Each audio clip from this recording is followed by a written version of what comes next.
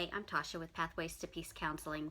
So building on our coping skill boxes, I wanted to give you another idea of something super simple that you can put in to really help kids cope whenever they're upset. Play-Doh. Play-Doh is an awesome coping skill for lots of different reasons. For one, I encourage kids to just grab a clump of Play-Doh and squeeze it so that it squishes out their fingers just like that. And that releases a whole lot of emotional energy just by squeezing, because whenever a kid's angry, they're full of energy that needs to be released in a positive way.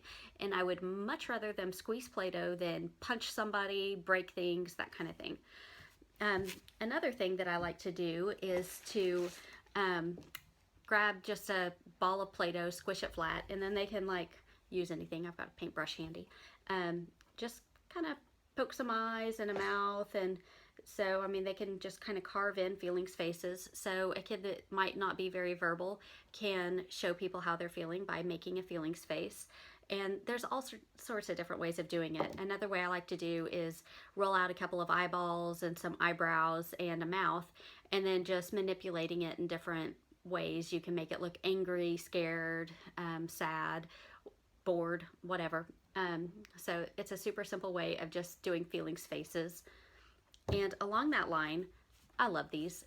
A friend of mine was selling these. They're from Pampered Chef, and they're just emoji cookie cutters, and they click together. So they're super simple to store, easy to use, and the kids enjoy them. So they will just squish the Play-Doh in it and make different feelings faces. And we'll talk about, how are you feeling today? How, what are times that you feel these different emotions?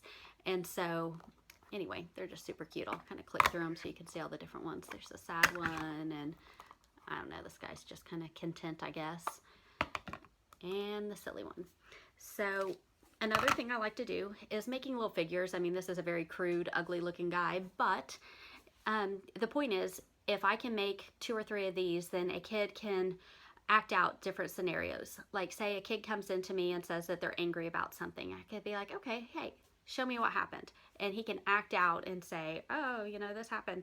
And so play therapy with Play-Doh, it makes it really fun. And, sometimes they'll really let it out. Like maybe they're smashing the kid that made them mad. So, and we talk about that, you're feeling this way, but what is an appropriate way of dealing with it? So it's more of just an avenue to process feelings. Another thing, a friend of mine that's also a therapist had once said that Play-Doh is like truth serum. as soon as their hands are busy, their mouth just opens. It kind of gets past all those defense mechanisms so that they can talk. So, like I said, Play-Doh, it's just a great coping skill. And also, I like to let them go, let them create, let them build. And as they're doing it, usually they're talking. Usually they'll explain what they're doing, why they're doing it. You kind of get into why they think the way that they think. So it's just a really healthy way of processing emotions.